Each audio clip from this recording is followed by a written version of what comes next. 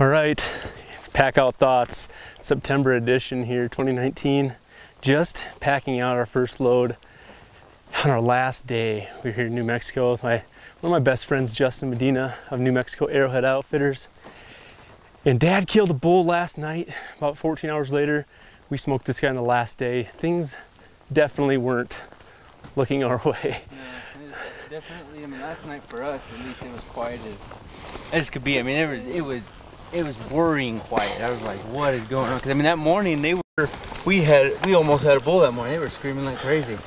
And then things just died by the end of the week here. Yeah, and this morning, I was like, well, let's just hope and cross our fingers they're gonna do what they did yesterday morning. And they didn't. No, not at all. And that got a little more worrying at that point. Like, what do we do? And it's the last day, And so I mean, and here's the thing: we know that we don't have to go home with something, but of course we want to. We have that will and that competition in us to want to go home with something good. But it ended up being, we got in on a bull right away this morning and it didn't work out. We went on top of the hill and we just sat down, and like you have those like moments of doubt and those moments of like, well, maybe you're trying to come up with backup plans, you're trying to come up with something. But at the end of the day, we just chose not to give up. And we went to the next ridge, we listened, we sat for a while. We took a break, a mental break to kind of sit, assess the situation, right, and then decide what we're going to do next. And that's such a big part of it. We talk so much about, we have on so many of our hunts, Justin, about that.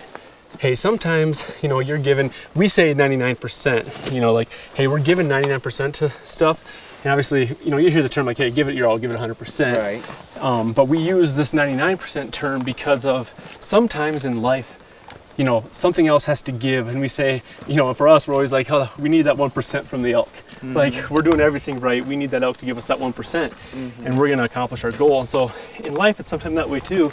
You can be going at things just the right way, you can be crushing it, doing everything right, but sometimes it just takes patience, and you have to wait for the world to give you that 1%, or maybe God just doesn't have it, where at that it's not your time yet. Yeah. You know what I mean? It's not your time. And so I just love that term we use here, that crushing the 99%. Sometimes you have to be patient and wait for that 1%. And it's always hard to remember and hard to always fathom this about the whole, like, no matter what you do, like, you can't out imagine what God can give you. Right. You know what I mean? Yeah. Like, it's way more than what we can even think, and so it's always kind of cool. Like, I thought that right after we got this bull down, like, awesome area, and I was like, dude, like, I wasn't even wanting something that, like, the experience of that where he came in was so cool. Like, that was just wildest dreams that I'd be able to experience that. But it's like, like, dude, God can provide things that we can't even imagine, which is so wicked cool, The last minute, last kind of,